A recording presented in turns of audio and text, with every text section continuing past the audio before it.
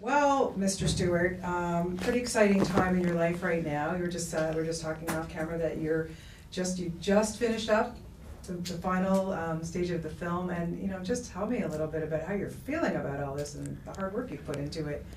Revolution's taken 4 years. We filmed it in 15 countries. So for the last 4 years, I've always had one vision and one thing to do. And the last 2 days, I wake up and I'm not really sure what to do with myself, because I haven't had this looming movie over my head that I'm always behind on and understaffed and underfunded with. So I'm super excited, though. I mean, this has been a long time in the making and really difficult. So I'm excited to unleash it on the world and see what the response is and see what the public has to say about it.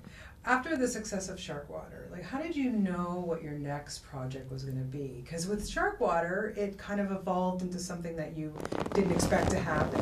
Did the same thing happen with this, or was it you had a clear idea in your mind what you wanted to do with Revolution?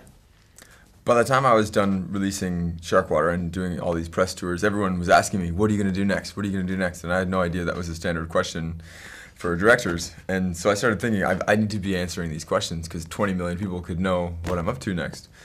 So I thought about what's the most important thing I could do, what's the one thing the world needs to know right now, and that was this, because by the time we were done, going to these environmental conferences and meeting the world's top scientists, they said, what you're doing with sharks is awesome, but you're missing the point. We're going to lose everything. And so it was pretty clear the next movie I had to make was, save the humans kind of concept. So what started to surprise you in your process of the research and your journeys and your travels and all this, and learning more and more about what's going on? There's so much going on in the film. There's so much to talk about. You could probably do, an 80-hour documentary if you wanted to, because there's so much to tell us. So how did you start weeding things out and knowing what you wanted to do? I knew I wanted to take people on an adventure like Sharkwater was, where we'd unravel these threads, and through the journey and through sort of following this kid or this person, this ignorant person on this journey, you'd get to discover these things yourself. So it wasn't going to be me telling you what's going on the planet. It was going to be you discovering what's going on the planet. But the most exciting thing throughout the process, which I didn't expect in the beginning, was the youth. Young people. It is young people all over the world that are fighting these battles in the greatest ways possible, and they're fighting to take their future back. They're fighting for the ecosystems and species. And in the beginning, I didn't think that was going to be the case at all. Didn't you find that with Sharkwater, though, that you were getting a lot of attention from, you started to speak at schools and, that kind of thing, and getting the attention of the youth, and how amazingly they're accepting this and wanting to help or do something? Yeah, it was the youth on Sharkwater that made it do so well, and the youth that have been sending us thousands of school projects. And I think in every revolution in the past, it's been the people most directly influenced or impacted by the atrocity that hit the streets and made change happen. And now it's going to be kids. When you look at the numbers, by 2050, we're facing collapsing ecosystems all over the board, and kids are looking at that going, I'm going to be there, front and center for it. So I think they're going to battle to fight for their future. So what kind of surprised you the most during this process? Take me through you went to many countries around the world. It's got to have been like, oh my gosh, I don't even know how you kept it all together. And it gets more exciting than the next with each country and what you're finding there and the people that you're meeting. And that's been amazing. It was an amazing journey. It was very much a learning process for me all the way along, because in the beginning it was sort of like, what, we're all going to die? All the way through, 4 years trying to figure out, how we're going to save ourselves. And in the end, it was a very positive journey, a lot more positive than I thought it was, because there's, 1 million non-governmental organizations around the world that are all fighting for change and fighting to protect ecosystems and species and the future of humanity. And we have tools like Facebook and the internet and Twitter, so that as soon as there's an issue, 1 billion people can know what's going on. So we have the potential to turn this around very quickly. We just need everyone to know what's going on. And what Sharkwater taught us was that, because government policy changed in dozens of countries around the world, and now there's shark fin bans all over the place, it showed us that if we just educate people, if they just know what's going on, then they'll do the right thing, and they'll fight for sharks, or they'll fight for ecosystems. So I'm hoping that by releasing Revolution, that once everyone sees what's going on, we're going to all be sort of morally bound together to make better decisions. Yeah, I wanted to ask you about the power of social media. If you didn't have that now, do you think you'd be in the same place? It's just pretty amazing. I wouldn't think we'd have the same opportunity.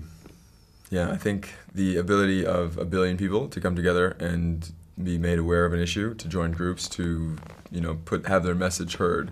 I think we're going to be voting in these kinds of systems in the future, and one of the things we're trying to do with our conservation group is to try to align people with that and to show people in the public and kids particularly how they can use these tools to change the world. Yeah.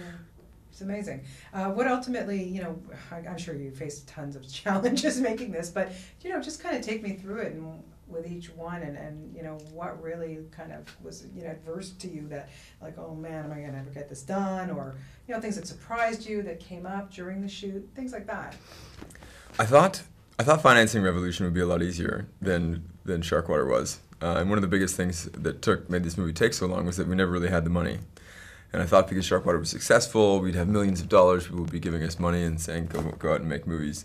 And at one point it looked like we had a fair bit of money. We had $5 million, we were shooting the movie all in 3D, it was going to be great. And then I was spray painted green and holding the biggest environmental rally in Canada's history in Ottawa. And I was saying, as the MC of the event, we don't just need Priuses and environmental policy, we need a revolution. And then all of our money fell away. And we went to having $150,000 to make this movie. So with that amount of money, I bought a bunch of plane tickets and 2 little cameras and left, basically, for a year and came back with the movie shot. So, I figured people would want to save humanity even more than they'd want to save sharks. But, there's a bit of, I don't know, a denial in society, or people don't care as much. I mean, when I've described this movie to people, I've said it's a movie about how humans are going to survive the next 100 years. And a lot of the reactions I've gotten from people are, yeah, right, or good luck with that. Sort of thinking that, like, we're doomed. Wow. So I'm not sure, the general sentiment amongst the public is that we're in serious trouble and we're not going to do anything about it, or what. But I'm particularly excited to see and to show this positive perspective, to show that the world can change. It can change fast, and we can do it. Well, especially through, as we said, seeing it through the kids' eyes. There's that little boy that you speak to in the film, who almost made me cry. Like, he's just so intelligent. How old was that kid? 12? I don't know, 10. Yeah. I mean, talking one-on-one with kids like that. Wow, I would think that you were just even still learning from them. I'm still learning from kids, absolutely. And I think what kids bring to the table is the fact that they're not entrenched in the system already. They don't already have mortgages and cars and jobs that are destructive for the environment. So when they see that their future's in jeopardy, or that an ecosystem or species needs to be protected, they just stand up and say, okay, what do we need to do? Where adults, on the other hand, it's like, okay, our driving around is bad for the planet, our cities are bad for the planet. It's tough to come to a realization as a full-blown adult that the system that you're in and what you've been doing for the last few decades can be inherently bad. So I think kids are going to be our way out of this. They're going to be the moral sort of conscience of society that's going to step up and say, we've got to change, we've got to turn this stuff around, and we've got to do it really quickly. Which country that you visited was most impressive to you? Most impressive? We filmed a lot of the movie underwater in Papua New Guinea. And Papua New Guinea is Coral Eden. It's where sort of life rebounded after the last extinction. The area with the greatest diversity of habitats and currents and life was Papua New Guinea. And so there's more species underwater there than anywhere else on Earth, and some of the most unique behaviors and critters. And we filmed some animals for this movie that I don't think anyone's ever seen before. And I think I'm pretty excited about the public seeing that. Yeah, I have to say it was pretty cool. My favorite scene was the lemurs. Yep. Oh my God, they're so cute. So cute, so cute. Like, and are you not ever scared when you go on these things? Like, it's kind of the unknown, Rob. Like, you're going to go to a country that you're like, oh my God, I've never been here, and are you not frightened about things? Sometimes. We're sneaking into all these countries, and a lot of them we're not allowed to be filming in. We don't have film permits in. But I mean, that's sort of what we did on Sharkwater. So that, like, my film school 101 was Sharkwater, running around escaping arrest. And so, this next movie was the same sort of thing. But cameras have gotten a lot smaller. So with Sharkwater, we had 30 cases of camera equipment, and this one I'd have like 1 or 2, right, which look like suitcases, so I can move around a lot easier. Yeah, I'm sure. Wow, amazing. And you've also put out I guess it's a companion book to the recent book that you just put out, Save the Humans. Tell us a little bit about that.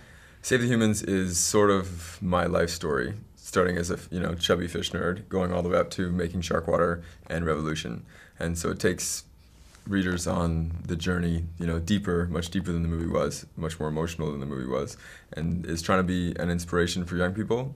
Because at every step in the way through this sort of process in my life, I sort of leaped before I thought, and got, in way over my head. But by getting in over my head, I managed to, come up with something cool. And because I was so indebted to the process of making the movie or making Sharkwater, I had to get something cool out of it in the end. So it's sort of a lesson and a bit of an inspiration for kids to, go for their dreams and figure out what they want to do with themselves to save what we love. So there's obviously nothing wrong with being a fish nerd. Yeah, well, I think being a fish nerd is all right. I think so too. I think you turned out pretty well, so that's pretty good. You're a good inspiration. You've done so much since Sharkwater, but what I just got yeah, sure, no problem. One of the most amazing accomplishments is the shark finning and what's been going on with that, and then getting it banned. Just tell us a little bit about that, and we've got to be so proud about that. Super proud. When Sharkwater came out, there were 16 countries that have banned shark finning. Now there's more than 100. And at least 25 territories that have banned shark fin, where you can't own, possess, or sell shark fin, including Toronto. A year ago, in September, Toronto banned shark fin. You can't own it, possess it, trade it anywhere here. And that's really inspiring. And what it sort of proved to us was that humanity's good. All we needed was awareness. People needed to be educated that their consumption of this dish was causing the demise of one of the oldest, longest-lasting, most important predators the planet has. And then wham, the world changed. So that's a really great example and an inspiration for me to continue to educate people and trying to make movies to show people what's actually going on and hoping that they're going to do something about it. Yeah, and so at the end of the day, after people start seeing Revolution, what would be your proudest thing? What would you want them to take from it and do that would make you so happy? I want to get 1 billion people to see Revolution. And I think if that happens, then things will start to change, and governments will start to change, and we'll start electing better leaders, and we'll start creating better structures and corporations. And my most direct goals on it are to change the public's perspective so radically that the resulting revolution saves humanity. Because we've got to design our economy and our corporations around sustaining ecosystems and restoring ecosystems instead of destroying them. But right now, all of our economies are built on growth. And that growth comes at the cost of destroying and consuming our life support system. So we built a system that's doomed to fail, and we've got to turn that around as quickly as possible.